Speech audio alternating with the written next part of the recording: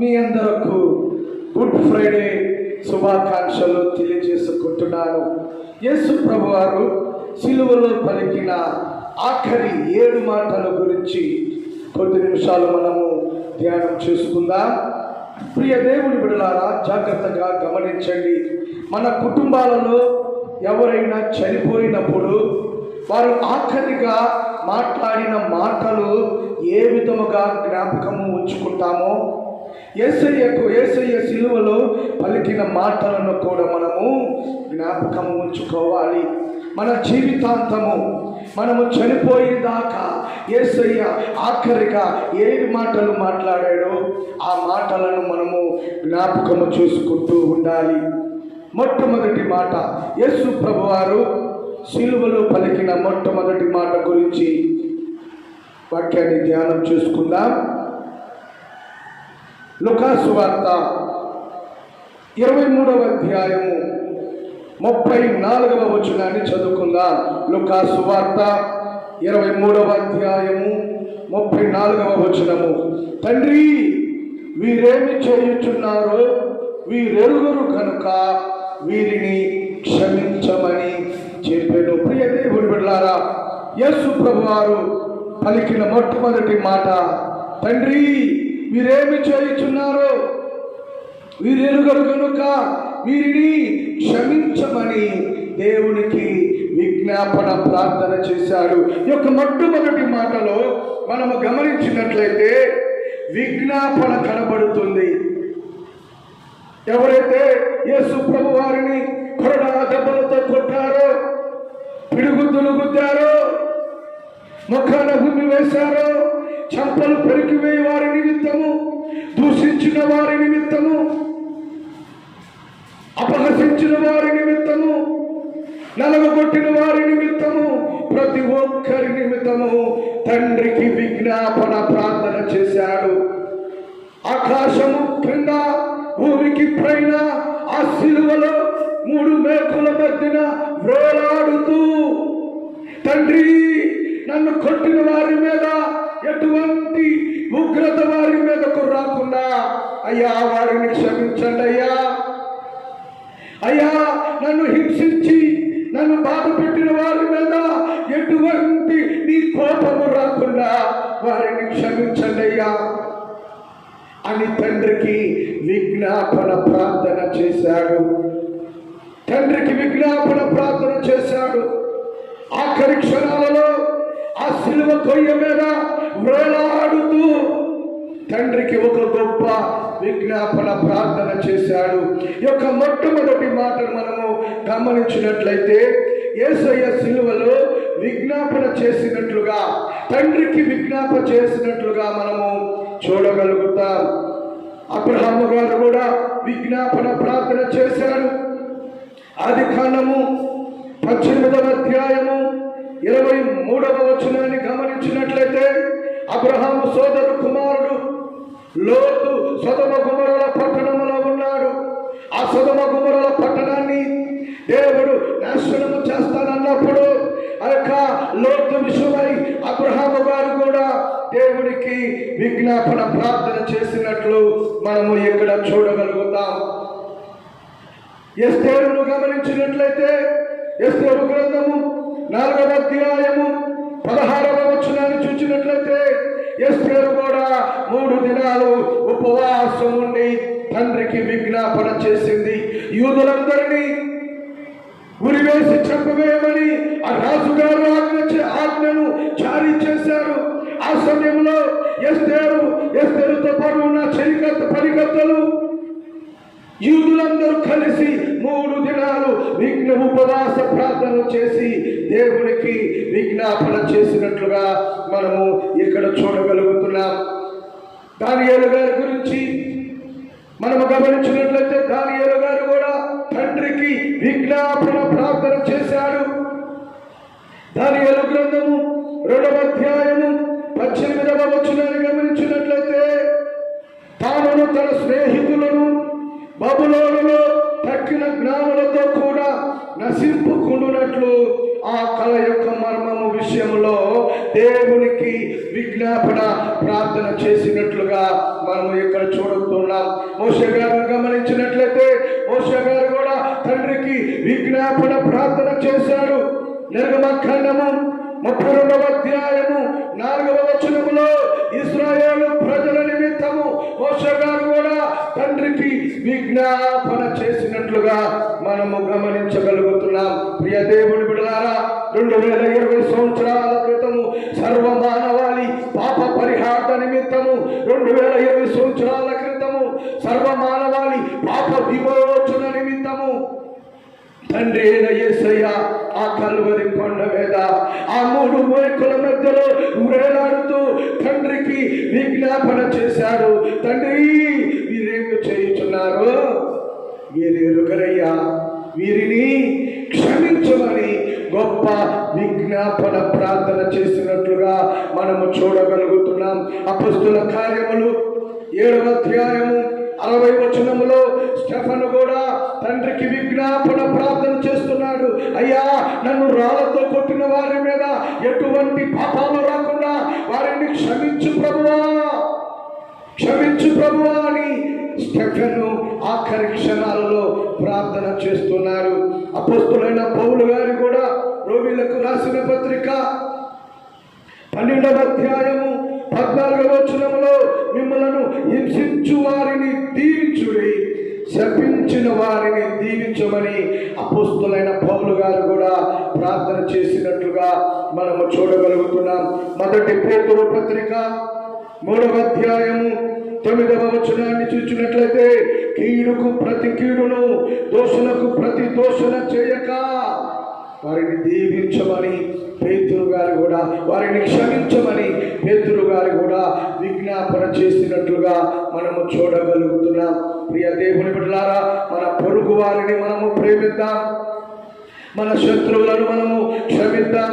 ఏ విధముగా 2020 సంవత్సరాల క్రితము యేసు ప్రభువారు సర్వలోక మానవాళ్ళందరినీ క్షమించండి అయ్యా, నన్ను హింసించిన వారి నిమిత్తము, బాధపరిచిన వారి నిమిత్తము, నన్ను దూషించిన వారి నిమిత్తము, పిడుగుద్దులు గుద్దిన వారి గురించి, దెబ్బలు కొట్టిన వారి గురించి, మమ్మల్ని కిరీటాన్ని పెట్టిన వారి గురించి, వారి మీదకు ఎటువంటి ఉగ్రత రాకుండా వారిని క్షమించమని తండ్రికి విజ్ఞాపన చేశాడు. మనము కూడా ఈ లోకంలో మనకు ఎంతమంది శత్రువులున్నా ఆ శత్రువులను మనము క్షమిద్దాం. ఏ విధముగా యేసు ప్రభువారు ప్రజలందరి గురించి క్షమించమని తండ్రికి విజ్ఞాపన ప్రార్థన చేశాడు. యేసు ప్రభువారిని మాదిరిగా మనము ముందు ఉంచుకొని మనము శత్రువులను ప్రేమిద్దాం, వారిని క్షమిద్దాం, క్షమించే మనసును కలిగి ఉందాం, క్షమించగలిగే గుణాన్ని కలిగి మనము జీవిద్దాం. ప్రియ దేవుని బిడ్డలారా, ఈ విధముగా సిలువలో యేసయ్య మొదటి మాట మాట్లాడాడు. యేసు ప్రభువారు సిలువలో పలికిన రెండవ మాట గురించి కొద్ది నిమిషాలు ధ్యానం చేసుకుందాం. రెండవ మాట లూకా సువార్త 23వ అధ్యాయము 43వ వచనాన్ని చదువుకుందాం. లూకా సువార్త 23వ అధ్యాయము 43వ వచనము. నేడు నీవు నాతో కూడా పరదేశులో ఉందువని నిశ్చయముగా నీతో చెప్పుచున్నాను. ప్రియ దేవుని బిడ్డలారా, యేసు ప్రభువారు సిలువలో పలికిన రెండవ మాట, యేసు ప్రభువారితో కుడి వైపున ఒక దొంగ, ఎడమ వైపున ఒక దొంగ కూడా సిలువను వేశారు. ఆ సిలువలో వేసిన దొంగ యేసయ్యతో మాట్లాడుతున్నారు. యేసు ప్రభువారిని ఒక రాజుగా గుర్తించాడు. యేసు ప్రభువారిని ఒక దేవుడుగా, ఒక ప్రభువుగా గుర్తించి, అయ్యా, నీ రాజ్యము వచ్చినప్పుడు నీ రాజ్యములో నన్ను జ్ఞాపకము చేసుకో అయ్యా, నేను ఘోరమైన పాపాలు చేశాను, నేను ఘోరమైన తప్పులు చేశాను, నేను ఘోరమైన పాపినయ్యా, నన్ను క్షమించి అయ్యా నీ రాజ్యములో నన్ను వారసునిగా చేసుకో ప్రభువా అని దేవునికి ప్రార్థన చేసినట్లుగా, దేవుడితో మాట్లాడినట్లుగా మనం ఇక్కడ చూడగలుగుతున్నాం. ఆ సమయంలో సిలువలో ఉన్న దొంగతో దేవుడు మాట్లాడుతున్నాడు. నీవు నాతో కూడా పరదేశులో ఉందని నిశ్చయముగా నీతో చెప్పుచున్నాను. ఈ మాటలు మనము గమనించినట్లయితే ఈ మాటలో వాగ్దానముతో కూడిన మాట. దేవుడు ఆ సిలువలో ఉన్న దొంగకు వాగ్దానం ఇస్తున్నాడు. ఖచ్చితముగా నా రాజ్యంలో నీవు ఉంటావు, పరదేశంలో నీవు ఉంటావని సిలువలో ఉన్న దొంగతో దేవుడు వాగ్దానంతో కూడిన మాట ఇచ్చాడు. ప్రియ దేవుని బిడ్డలారా, సిలువలో దొంగ యేసు ప్రభు వారిని బ్రతిమలాడయ్యా, నీ రాజ్యములో నన్ను చేర్చుకో, అనిత్యము నిలుచు ఆ రాజ్యములో, అనిర్వరమైన పట్టణములో, ఆ 12 గుమ్మములు కలిగిన పట్టణములో నీకు స్థానం ఉంటుందని యేసు ప్రభు వారు మాట్లాడినట్లుగా మనము చూడగలుగుతున్నాం. ప్రియ దేవుని బిడ్డలారా, చాలా మందికి ఒక ప్రశ్న, ఒక డౌట్గానే మాట్లాడుతున్నారు. సిలువలో దొంగ బాప్తిస్మము తీసుకోలేదు కదా, ఏ విధముగా పరలోక రాజ్యానికి వెళ్తాడు? సిలువలో ఉన్న దొంగ రక్షణ పొందుకోలేదు కదా, ఏ విధంగా దేవుని రాజ్యానికి వెళ్తారని చాలా మంది హేతువాదులు మాట్లాడుతూ ఉన్నారు. ప్రియ దేవుని బిడ్డలారా, ఆ సిలువలో దొంగ పశ్చాత్తాపడ్డాడు. కానీ ఆ సిలువలో దొంగకు బాప్తిస్మము తీసుకునే సమయం లేదు, రక్షణ పొందే సమయం లేదు. కానీ యేసయ్య నీకు రక్షణ పొందే సమయాన్ని ఇచ్చాడు, బాప్తిస్మము తీసుకునే సమయాన్ని ఇచ్చాడు. దీపం ఉండగానే నీ ఇంటిని నీవు చక్కబెట్టుకో. మార్కు సువార్త 16వ అధ్యాయము 16వ వచనంలో ఉంటుంది, నమ్మి బాప్తిస్మము పొందిన వారు రక్షింపబడతారు, నమ్మని వారికి శిక్ష విధించబడును. ప్రియ దేవుని బిడ్డలారా, సిలువలో ఉన్న దొంగకు రక్షణ పొంది బాప్తిస్మము తీసుకునే సమయం లేదు. కానీ యేసయ్య అయితే నీకు సమయాన్ని ఇచ్చాడు. హల్లెలూయా.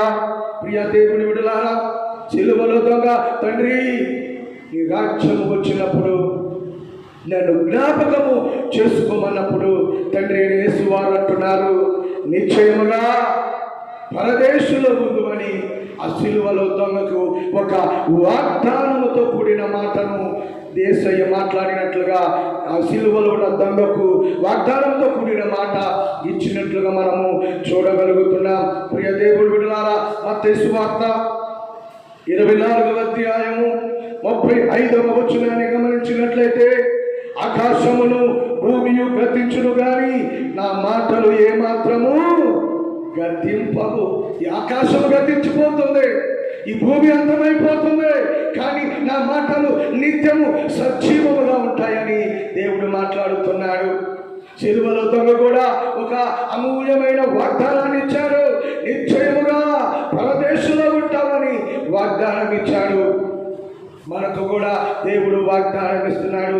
ఎవరైతే నన్ను నమ్ముకుంటారో, ఎవరైతే బాప్తిస్మము తీసుకుంటారో, ఎవరైతే రక్షణ పొందుతారో, రక్షణ పొందుకున్న ప్రతి బిడ్డకు నేను నిత్య జీవాన్ని ఇస్తున్నానని దేవుడు మనకు కూడా సంఘమునకు సర్వమానవారందరికీ వాగ్దానం ఇస్తున్నాడు.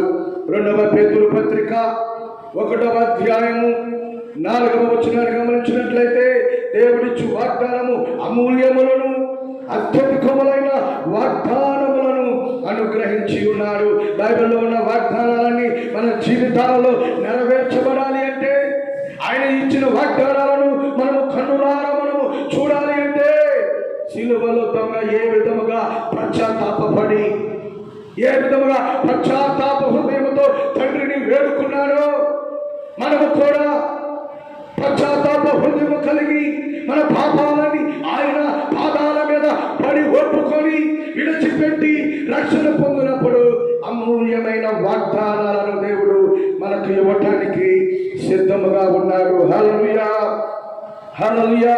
కీర్తనలు గ్రంథము 105వ అధ్యాయము 42వ వచనములో, ఏలైనగా ఆయన తన పరిశుద్ధ వాగ్దానములను తన సేవకుడైన అబ్రహామునకు జ్ఞాపకము చేసుకొని.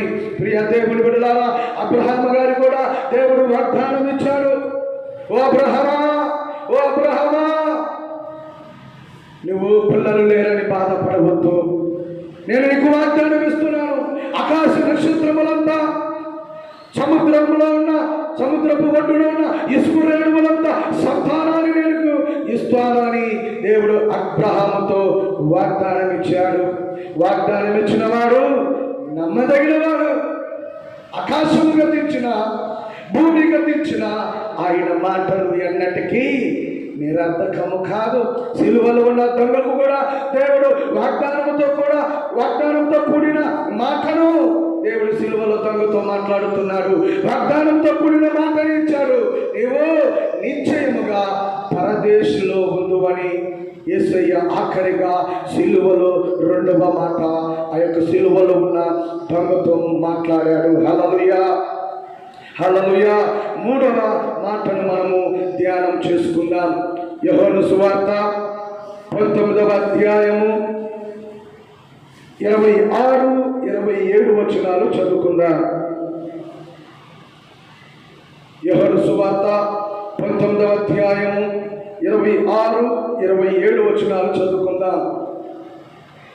యేసు తన తల్లియు తాను ప్రేమించిన శిష్యులను దగ్గర నిలుచుచుండుట చూచి, అమ్మా ఇదిగో నీ కుమారుడు అని తన తల్లితో చెప్పాను. 27వ వచనం. తరువాత శిష్యుడు చూచి, ఇదిగో నీ తల్లి అని చెప్పాను. ప్రియ దేవుని బిడ్డలారా, యేసు ప్రభువారు సిలువలో పలికిన మూడవ మాట, అమ్మా ఇదిగో నీ కుమారుడు. యేసు ప్రభువారికి తెలుసు, నేను చనిపోబోతున్నాను, ఈ లోకాన్ని విడిచి తండ్రి రాజ్యానికి నేను వెళ్ళబోతున్నానని తెలిసి నా తండ్రి ఒంటరి అవుతుంది, నా తండ్రిని చూసుకునేవారు ఎవరు లేరు, నా తండ్రిని ప్రేమించి పలకరించేవారు ఎవరు ఉండరు అని యేసు ప్రభు వారు తెలుసుకొని యోహాను శిష్యుని పిలిచి, యోహాను ఇదిగో నీ తల్లి అని తన తల్లిని యోహానుకు అప్పగించాడు. తన తల్లి వైపు చూచి, అమ్మా ఇదిగో నీ కుమారుడని ఆ యోహాను తల్లికి మరియమ్మ గారికి అప్పగించినట్లుగా మనము ఇక్కడ చూడగలుగుతున్నాం. ఇక్కడ చదువుకున్న వాక్యంలో మనము గమనించినట్లయితే యేసు ప్రభువారు ఒక బాధ్యతతో కూడిన మాటను మాట్లాడినట్లుగా, బాధ్యతతో కూడిన మూడవ మాట మాట్లాడినట్లుగా మనము చూడగలుగుతున్నాం. ప్రియ దేవుని బిడ్డలారా, తల్లిదండ్రుల ఎడల పిల్లలమైన మనందరికీ బాధ్యత ఉండాలి. తల్లిదండ్రుల పట్ల బాధ్యత కలిగి ఉండాలి. దేవుడి యొక్క వాక్యము ఏమని సెలవిస్తుందంటే, ద్వితీయోపదేశ కాండము 5వ అధ్యాయము 16వ వచనములో నీ తల్లిని నీ తండ్రిని సన్మానించాలి. ప్రియా దేవుని సంగమా, దేవుడి బిడ్డలారా, యూట్యూబ్ను వీక్షిస్తున్న వారులారా, ఎంతమంది నీ తల్లిదండ్రులను సన్మానిస్తున్నావు? తల్లి ఎడల తండ్రి ఎడల నీకు బాధ్యత ఉందా? 2020 సంవత్సరాల క్రితము యేసు ప్రభువారు సిలువలో చనిపోతూ తన తల్లి ఎడల బాధ్యత ఉండినట్లుగా, బాధ్యత చూపినట్లుగా మనము ఈ యొక్క మాటలో మనము చూడగలుగుతున్నాం. తల్లిదండ్రులను సన్మానించాలి. సామెతలు 23వ అధ్యాయము 22వ వచనాన్ని గమనించినట్లయితే, సామెతలు 23, 22 వచనాలలో, నిన్ను కనిన నీ తండ్రి ఉపదేశమును అంగీకరించుము, నీ తల్లిని ముదిమి యందు ఆమెను నిర్లక్ష్యము చేయకుమని భక్తుడు మాట్లాడుతున్నాడు. ప్రియ దేవుని బిడ్డలారా, నీ తల్లిని ముదిమి వరకు వచ్చినప్పుడు, ముదిమి అంటే వృద్ధాప్య వయస్సులో నువ్వు ఎలాగ చూస్తున్నావు? చెట్టు కింద పడవేస్తున్నావా? సద్దన్నాలు పెడుతున్నావా? నీ తల్లిదండ్రులను సన్మానిస్తున్నావా? తల్లిదండ్రులను ప్రేమిస్తున్నావా? వారి ఆస్తి మొత్తము, సంపాదించిన కష్టార్జిత మొత్తము, వారు చిందించిన రక్తము మొత్తము నీ సుఖాలకు వాడుకొని చివరికి తల్లిదండ్రులను రోడ్డు మీద పడవేస్తున్నావా? తల్లిదండ్రుల ఎడల బాధ్యత కలిగి ఉన్నవాడే పరలోక రాజ్యానికి వారసులవుతారు. ఇక్కడ తల్లి ఎడల బాధ్యత కలిగినట్లుగా మనము ఈ యొక్క మూడవ మాటలు మనము చూడగలుగుతున్నాం. ప్రియ దేవుని బిడ్డలారా, ముదిమి వచ్చే వరకు ఆ యొక్క వృద్ధాప్య వయస్సు, ఆ ఒక వృద్ధాప్యములో తల్లిదండ్రులను మనము చిన్న పిల్లలను పోషించినట్లుగా, చిన్న బిడ్డలను ప్రేమించినట్లుగా మన తల్లిదండ్రులను మనము ప్రేమించాలి, సన్మానించాలి.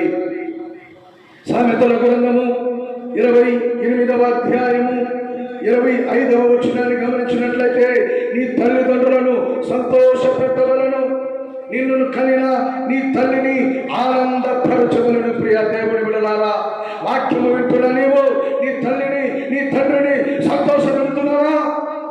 వాక్యం వింటున్న నీవు, దేవుని మాటలు వింటున్న నీవు నీ తల్లిని నీ తండ్రిని ఆనందపెడుతున్నావా? ఎలాగో ప్రేమిస్తున్నావు? నీ హృదయాన్ని ఈ సమయంలో గమనించుకో. ఒక టెస్ట్ చేసుకో. నా తల్లిదండ్రులను నేను చక్కగా చూసుకుంటున్నానా లేదా?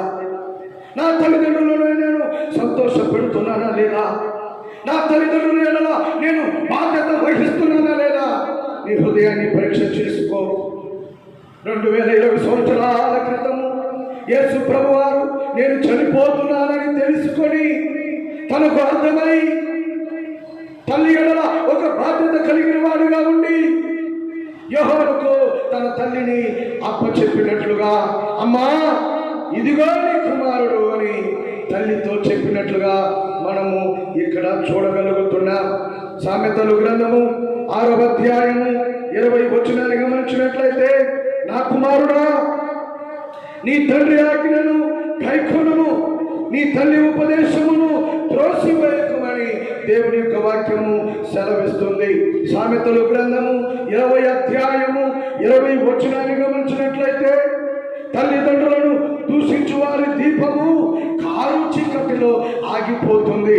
సామెతలు 30వ అధ్యాయము 17వ వచనాన్ని గమనించినట్లయితే, తల్లిదండ్రులను అపహసించిన వారి కళ్ళంట లోయ కాకులు వచ్చి పీకుతుంటాయంట. ప్రియ దేవుడి బిడ్డలారా, మన తల్లిదండ్రుల ఎడల బాధ్యత కలిగి జీవిద్దాం. తల్లిదండ్రులను ప్రేమిద్దాం, తల్లిదండ్రులను సంతోష పెడదాం, తల్లిదండ్రులను ఆనందపరుద్దాం. నీ తల్లిని నువ్వు ఆనందపరుస్తున్నావా? దుఃఖపరుస్తున్నావా? నీ తల్లి నీ నిమిత్తము కన్నీటితో ఏడుస్తుందా? తల్లి కన్నీరు విడిస్తే నీకు సంతోషం ఉండదు. తల్లిదండ్రులు కన్నీరు విడిస్తే నీకు ఆశీర్వాదాలు ఉండవు. నీ కుటుంబానికి ఆశీర్వాదాలు ఉండవు. నీ పిల్లలకు ఆశీర్వాదాలు ఉండవు. ఎప్పుడైతే నీ తల్లిదండ్రులను సన్మానించి వారిని సంతోష పెడతావో అప్పుడే నిజమైన ఆశీర్వాదాలతో దేవుడు నిన్ను ఆశీర్వదిస్తాడు. సిలువలో పలికిన 3వ మాట, అమ్మా ఇదిగో నీ కుమారుడు. తల్లి ఎడల బాధ్యత కలిగిన వాడుగా ఈ మాటలు మనము చూడగలుగుతున్నాం. యేసు ప్రభువారు సిలువలో పలికిన 4వ మాట గురించి కొద్ది నిమిషాలు ధ్యానం చేద్దాం. మత్తయి సువార్త 27వ అధ్యాయము 46వ వచనాన్ని చదువుకుందాం. ఇక్కడ చదువుకున్న వాక్యాలు గమనించినట్లయితే, నా దేవా నన్నేలా చేయి విడచితివి. ఇక్కడ తండ్రి అయిన యేసయ్య పలికిన 4వ మాట. ఈ మాట వేదనతో కూడిన మాట, వేదనతో మాట్లాడిన మాటగా మనము చూడగలుగుతున్నాం. ఏలి ఏలి లామా సబక్తా అని బిగ్గరగా కేక వేసినట్లుగా మనము చూడగలుగుతున్నాం. నా దేవా నన్నేల చేయి విడిచితివని వేదనతో యొక్క మాటను మాట్లాడినట్లుగా మనము చూడగలుగుతున్నాం. ప్రియ దేవుని బిడ్డలారా, 2020 సంవత్సరాల క్రితం ఆయన సిలువలో వేదన పడ్డాడు. నీ పాపములను క్షమించడానికి, నీకు నిత్య జీవమును ఇవ్వటానికి, నీ పాపములకు విమోచన కలిగించటానికి ఆయన సిలువలో 4వ మాటగా వేదన పడినట్లుగా మనము ఇక్కడ చూడగలుగుతున్నాం. యోహాను సువార్త 8వ అధ్యాయము 45, 46 వచనాలు చదువుకుందాం. నేను సత్యమునే చెప్పుచున్నాను కనుక మీరు నన్ను నమ్మరు. 46వ వచనము, నా యందు పాపమున్నదని మీలో ఎవడు స్థాపించును? ప్రియ దేవుని బిడ్డలారా గమనించండి, యేసయ్య ఎంత ఆవేదనతో ఈ మాటలు మాట్లాడుతున్నాడో గమనించండి.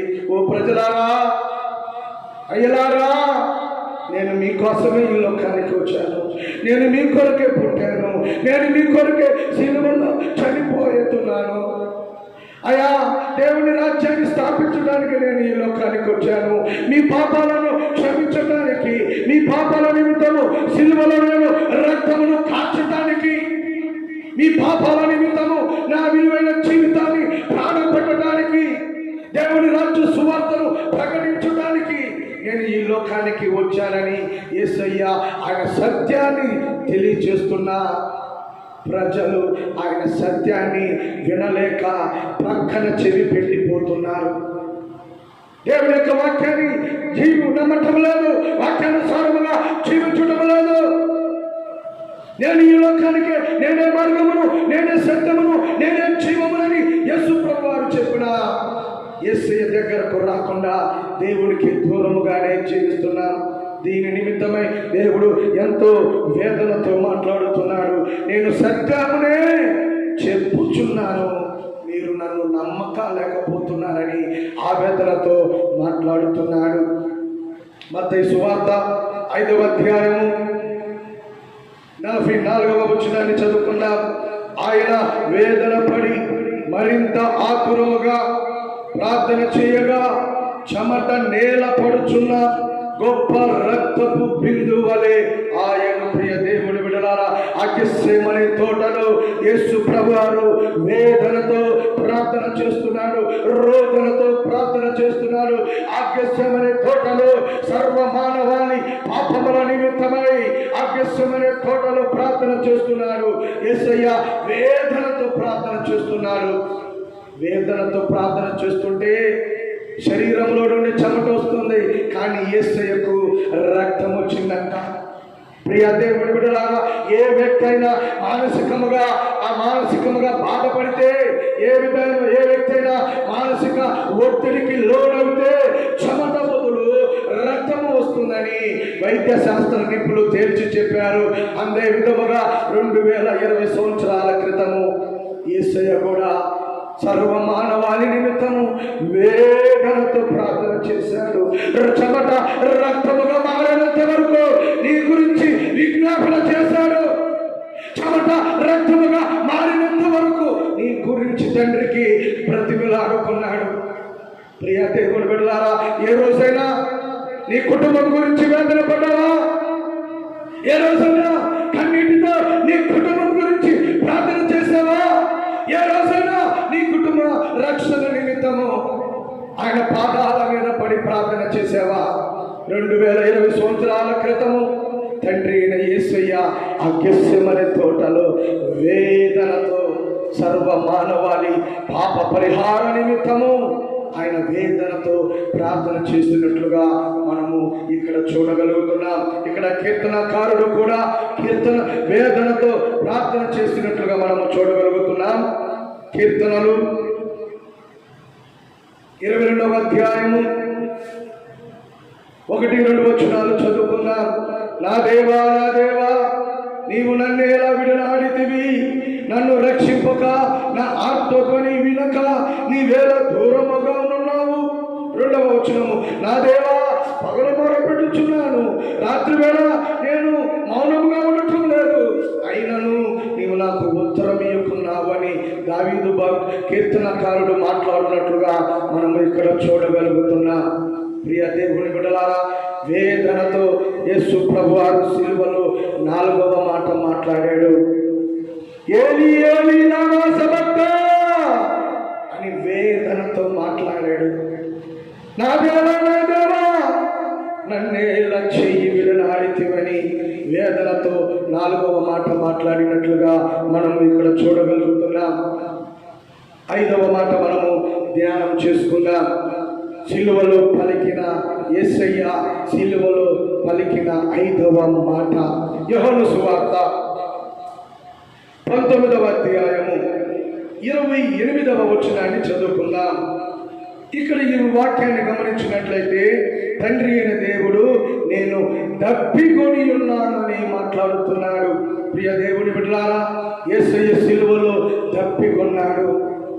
దాహము ఈ యొక్క మాటకు గమనించినట్లయితే యేసయ్య దాహమును కొని ఉన్నాడు.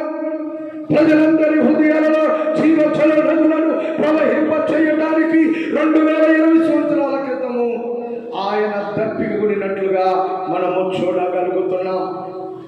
రక్షణ అనే జలాలను నీకు ఇవ్వటానికి, రక్షణ నీకు దయచేయటానికి 2020 సంవత్సరాల క్రితము దేవుడు దప్పికొన్నట్లుగా మనము చూడగలుగుతున్నాం.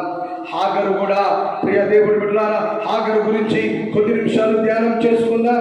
ఆదికాండము 21వ అధ్యాయము 17, 18, 19 వచనాలలో గమనించినట్లయితే హాగరు కూడా దేవునికి విజ్ఞాపన చేసింది.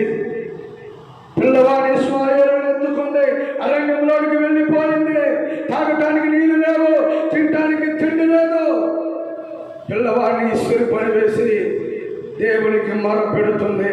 దేవుడు హాగరు ప్రార్థన ఆలకించాడు. హాగరు ప్రార్థన ఆలకించి దేవుడు అక్కడ నీటి బుగ్గలను ఏర్పాటు చేశాడు. ప్రియ దేవుని బిడ్డలారా, దాహము కొనిన వారిని దాహము తీర్చే దేవుడు మన దేవుడు. ఆశ కలిగిన ప్రాణాలను తృప్తిపరిచే దేవుడు. రక్షణ లేని బిడ్డలకు రక్షణను దయచేసే దేవుడు. అలనాడు ఇశ్రాయేలు ప్రజలు కూడా దాహము కొనినట్లుగా మనము లేఖనాలలో చూడగలుగుతున్నాం. సంఖ్యాకాండము 20వ అధ్యాయము 11వ వచనములో అప్పుడు మోషే తన చెయ్యి పైకి ఎత్తి 2 మూరల తన కర్రతో ఆ బండను కొట్టగా నీళ్లు సమృద్ధిగా ప్రవహించెను. ప్రియ దేవుని బిడ్డలారా, ఇశ్రాయేలు ప్రజలు దాహమైనప్పుడు మోషే గారు కర్రతో బండను కొట్టి జీవజలాలను రప్పించినట్లుగా మనము చూడగలుగుతున్నాం. అలనాడు ఇశ్రాయేలు ప్రజల తప్పిక కొరకు అక్కడ ఒక బండ చేర్చబడింది. ఆ బండ ఎవరు కాదు, క్రీస్తునే బండ. ఆదిలోనే ఉంది. 40 సంవత్సరాల అరణ్య యాత్రలో ఇశ్రాయేలు ప్రజలను వెంబడించింది ఆ క్రీస్తు అనే బండే. 40 సంవత్సరాలు దాహమును తీర్చింది ఆ యొక్క క్రీస్తు అనే బండ. మరి యొక్క మాట మనం చూద్దాం. యోహాను సువార్త 6వ అధ్యాయము 35వ వచనములో 36వ వచనములో నా యందు విశ్వాసం ఉంచువాడు ఎప్పుడునూ తప్పికొనడని దేవుడి యొక్క వాక్యము సెలవిస్తుంది. ప్రకటన 21:6లో తప్పికొనిన వారికి జీవజలముల బుగ్గలోని జలములను నేను ఉచితముగా అనుగ్రహింతును. జీవజలముల బుగ్గలోని జలములనంట ఉచితముగా అనుగ్రహిస్తారంట. ఎవరైతే తప్పికొంటారో, ఎవరైతే యేసు కొరకు ఆశ కలిగి ఉంటారో, జీవజల బుగ్గలలో నుండి ఆ జలాలను ఇవ్వటానికి, రక్షణ ఇవ్వటానికి యేసయ్య సిద్ధముగా ఉన్నాడు. హల్లెలూయా. అలనాడు సమరయ స్త్రీ కూడా ఎండవేళలో బావి దగ్గరకు వచ్చినప్పుడు యోహాను సువార్త 4వ అధ్యాయము 4 నుండి 12 వచనాలు గమనించినట్లయితే ఆ సమరయ స్త్రీతో కూడా దేవుడు ఆ యొక్క బావి దగ్గర మాట్లాడినట్లుగా మనము చూడగలుగుతున్నాం. అమ్మా, ఎంతవరకు నువ్వు నీళ్లు తాగావు? నేను ఇచ్చే నీళ్లు నువ్వు తాగితే ఎన్నటికీ దప్పిక కొనమని ఆ యొక్క సమరయ స్త్రీతో మాట్లాడినట్లుగా మనము చూడగలుగుతున్నాం. ప్రియ దేవుని బిడ్డలారా, ఎవరైతే దప్పిక కొంటారో దేవుడు వారి దాహాన్ని తీర్చడానికి, వారికి దాహాన్ని ఇవ్వటానికి, వారికి జీవజల నదులను ప్రవహింప చేయటానికి, వారికి రక్షణ ఇవ్వటానికి యేసయ్య సిద్ధముగా ఉన్నాడు. రక్షణ ఇవ్వటానికి ఆయన గాయపడిన హస్తాలను 2 కరములను చాపి ఆయన రమ్మని పిలుస్తున్నాడు. 2020 సంవత్సరాల క్రితము యేసయ్య కూడా సిలువలో నేను తప్పికొన్నాను అని మాట్లాడినట్లుగా, తప్పిక కొనినట్లుగా మనము లేఖనాలలో చూడగలుగుతున్నాం. యేసు ప్రభు వారు సిలువలో పలికిన 6వ మాట గురించి ధ్యానం చేసుకుందాం. 6వ మాట యోహాను సువార్త 19వ అధ్యాయము 30 వచనాన్ని చదువుకుందాం. యోహాను సువార్త 19వ అధ్యాయము 30వ వచనము. సమాప్తమైనదని చెప్పి తల వంచి ఆత్మను అప్పగించెను. ఆదికాండము 2వ అధ్యాయము 1వ వచనములో ఆకాశమును భూమియు వాటిలో ఉన్న సమస్త సమూహములను సంపూర్ణము చేయబడిన. ప్రియ దేవుని బిడ్డలారా, ఈ సృష్టి చేసింది దేవుడే. ఈ సృష్టిలో ఉన్న జీవరాశులను, మనుషులను, ఈ సృష్టి అంతా చేసింది దేవుడే. ఆ దేవుడు అంటున్నాడు, ఈ యుగము అంతమయ్యే రోజులు రాబోతున్నాయి. ఈ సృష్టి సమాప్తమైపోయే రోజులు రాబోతున్నాయి. దీపమునగానే నీ ఇంటిని చక్కబెట్టుకో. 2020 సంవత్సరాల క్రితము యేసయ్య సిలువలో 6వ మాట ఏమని మాట్లాడాడంటే, సమాప్తమైనదని చెప్పి తల వంచి తన ఆత్మను తండ్రికి అప్పచెప్పాడు. కొలసీలకు రాసిన పత్రిక 2వ అధ్యాయము 14వ వచనములో, మనకు అడ్డముగా లేకుండా దానిని ఎత్తివేసి మన అపరాధములన్నిటినీ క్షమించెను. ప్రియ దేవుడి బిడ్డలారా, సంపూర్ణముగా మన యొక్క అపరాధాలన్నీ, మన నేరాలు, మన ఘోరాలు, మన పాపాలు, మన దోషాలు, మన శాపాలన్నిటినీ ఆయన సిలువ రక్తంలో కడిగి పరిశుద్ధపరిచాడు. రోమిలకు రాసిన పత్రిక 8వ అధ్యాయము 3వ వచనాన్ని చదువుకుందాం.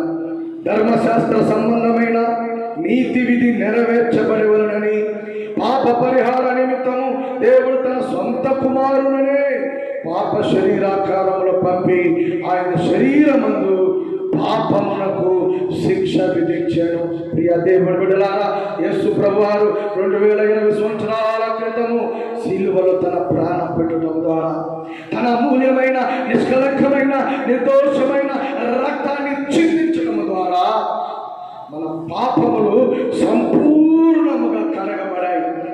మన పాపములు సంపూర్ణముగా కడగబడి విడుదల, క్షమాపణ దొరికింది.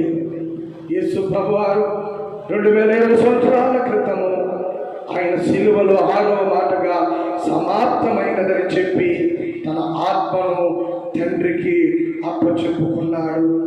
యోహాను సువార్త 17వ అధ్యాయము 4వ వచనములో, నీవు నాకిచ్చిన పనిని నేను సంపూర్ణముగా నెరవేర్చి భూమి మీద నిన్ను మహిమపరచితినంటున్నాడు భక్తుడు.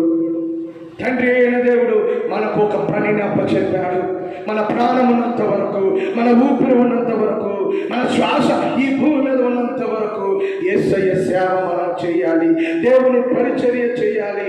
యేసయ్య పనివాడుగా మనము, ఆయన పాత్రగా, పని ముట్టుగా మనము ఉండాలి. మనకు అప్పచెప్పిన పనిని సంపూర్ణముగా చేయాలి. 2020 సంవత్సరాల క్రితము యెహోవా దేవుడు తన కుమారుడైన యేసు ప్రభు వారికి అప్పగించిన పనిని సంపూర్ణముగా చేశాడు. అతడు నలగొట్టడానికి యెహోవాకు ఇష్టమైనని లేఖనాలలో మనము చూడగలుగుతున్నాం. ఆయన తన సొంత స్వకీయుల యొద్దకే వచ్చాడు. తన సొంత స్వకీయుల యొద్దకు వచ్చి దేవుడు ఏ పనైతే చేయమన్నాడు, ప్రాణం పెట్టమన్నాడు, రక్తాన్ని చిందించమన్నాడు, ప్రవక్తలు చెప్పిన మాటలు తూచా తప్పకుండా నెరవేర్పు జరిగింది. యేసు మరణము ప్రవచనాత్మకమైన మరణము. యేసయ్య సిలువలో ఎందుకు మరణించాడంటే, ప్రవక్తలు ప్రవచించిన మాట నెరవేర్పు కొరకే ఆయన సిలువలో తన ప్రాణాన్ని పెట్టాడు. తనకు అప్పచెప్పిన పనిని సంపూర్ణముగా పూర్తి చేశాడు. ప్రియ దేవుని బిడ్డలారా, ఈ లోకంలో చాలా మంది ఉన్నారు, చాలా మంది ఉంటారు.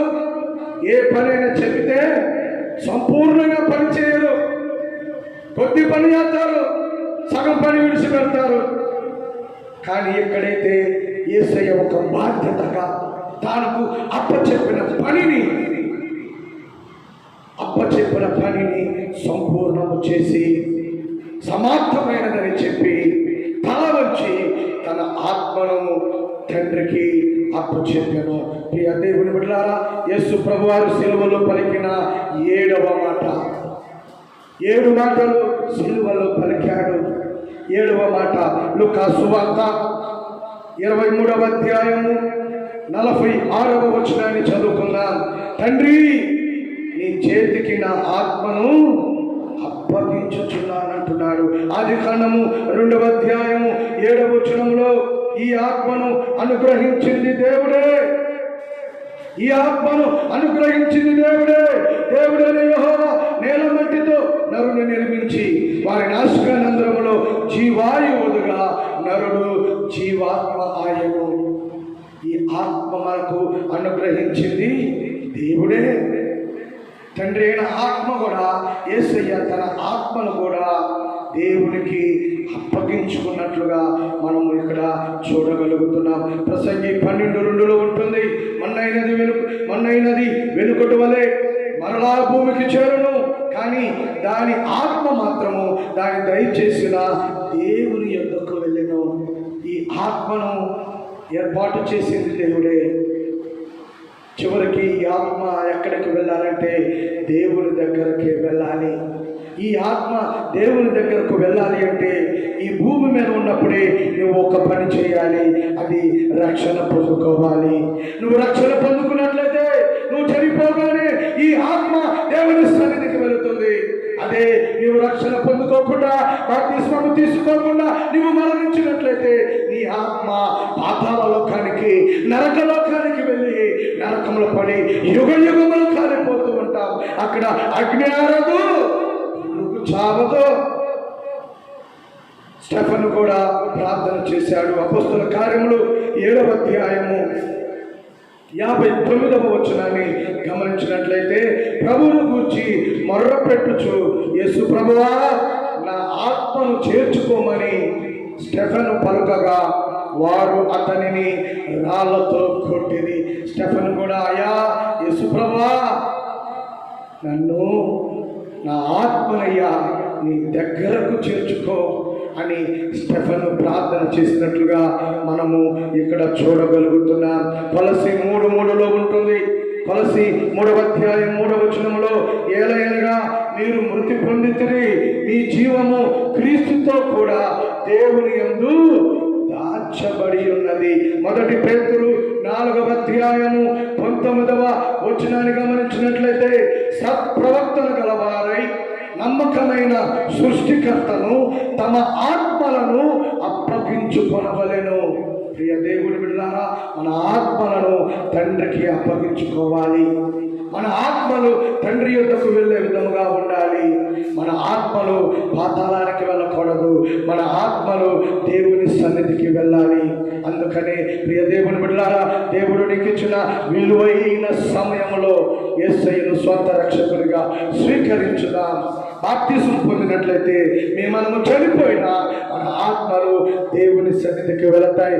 యేసు ప్రభువారు కూడా 2020 సంవత్సరాల క్రితము ఆయన 7వ మాటగా గమనించినట్లయితే తన ఆత్మను తండ్రికి అప్పగించినట్లుగా మనము చూడగలుగుతున్నాం. ప్రియ దేవుని బిడ్డలారా, మనము చనిపోయేంత వరకు, మన ప్రాణాలు పోయేంత వరకు యేసయ్య సిలువలో చనిపోయిన మాటలను మనము జ్ఞాపకము ఉంచుకోవాలి.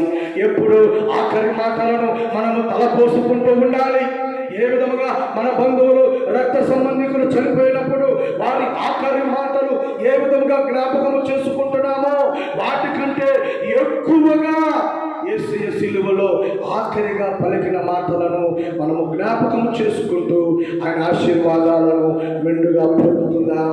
మీ అందరికీ వందనాలు. దేవుడు మిమ్మల్ని అందరినీ దీవించి ఆశీర్వదించునుగాక. ప్రార్థన చేసుకుందాం. సర్వశక్తిమంతుడానికి వందనాలు, జీవము కలిగిన దేవుడానికి వందనాలయ్యా. ఈ 7 మాటలు యూట్యూబ్ ద్వారా వీక్షిస్తున్న ప్రతి ఒక్క కుటుంబాన్ని మీరు దీవించండి. ప్రతి ఒక్క కుటుంబాన్ని మీరు ఆశీర్వదించండి. నీ రక్షణ ప్రతి ఒక్క బిడ్డకు దయచేయండి ప్రభువా. మా కొరకు ప్రాణం పెట్టి, మా కొరకు సిలువలోని అమూల్యమైన రక్తాన్ని చిందించి మాకు నిత్య జీవాన్నిచ్చిన దేవా నీకు వందనాలు. మా యొక్క యూట్యూబ్ పరిచర్యలను, అయ్యా మా సేవా పరిచర్యలను దీవించండి. వాక్యాన్ని వింటున్న ప్రతి ఒక్క బిడ్డను, ప్రతి ఒక్క కుటుంబాన్ని పేరు పేరున దీవించి ఆశీర్వదించమని యేసు నామములో అడిగి వేడుకొంచున్నాము తండ్రి. ఆమేన్. దేవుడు మిమ్మలను దీవించును గాక. ఆమేన్.